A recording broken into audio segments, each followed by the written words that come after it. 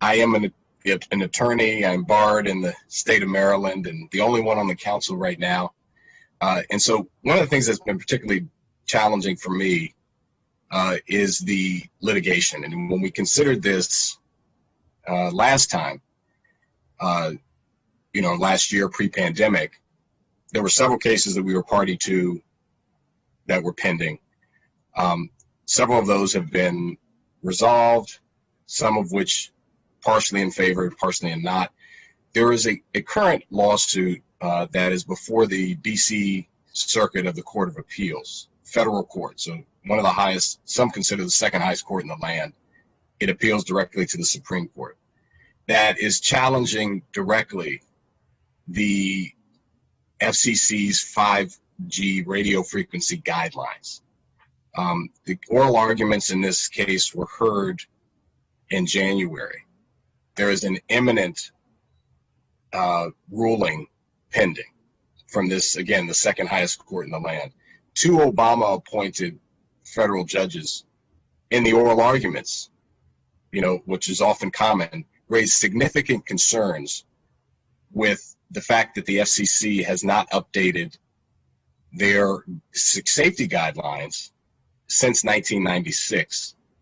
And one judge, Judge Wilkins, went so far as to assert that he was inclined to rule against the FCC because there had been no reference to two working groups, federal working groups, that are charged with reviewing the safety of these guidelines.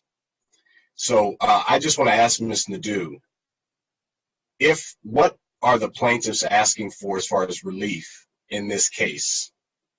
And if they were successful, would that potentially impact what we would have to be able to do here at the local level? Sure. Good afternoon, council members. So the plaintiff in this case is Environmental Health Trust. And what they ask the court to do is to remand, vacate, or they ask the court to order the FCC to remand, vacate, and update their RF exposure guidelines, which are 25 years old. So there's two things that can happen. One, if the court rules in the petitioner's favor, then of course the FCC could appeal that to the Supreme Court, so it would keep going.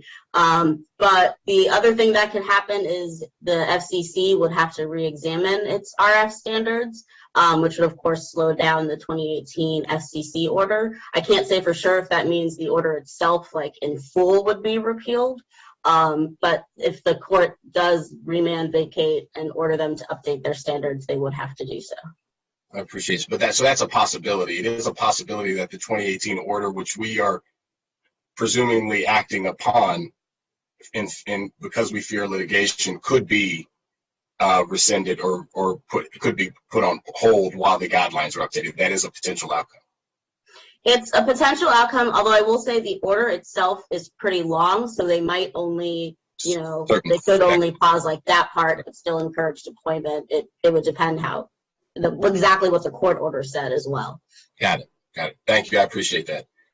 So, so for me, I think, I've weighed on this a lot, and I don't know whether it's safe or not, and we're not allowed to consider that under the current order. But what I do know is that technology advances a lot in 25 years. And Councilmember Reamer referenced the American Cancer Society. I'm going to read from their website. At this time, there's no strong evidence that exposure to RF waves from cell phones towers cause any noticeable health effects. However, this does not mean that RF waves from cell phone towers have been proven to be absolutely safe. Most experts organizations agree that more research is needed to help clarify this, especially for any possible long-term health effects. That's on the website for the American Cancer Society. I don't know, but that's part of the problem. I don't know. And that there is a current case in the second highest court of the land that could totally change what we do.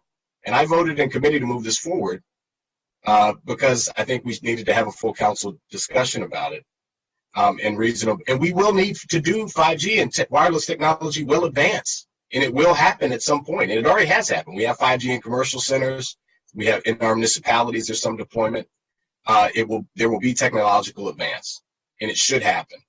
But it bothers me, and history tells me that, I don't know if it's safe, but I do know that if it's not, industry wouldn't care.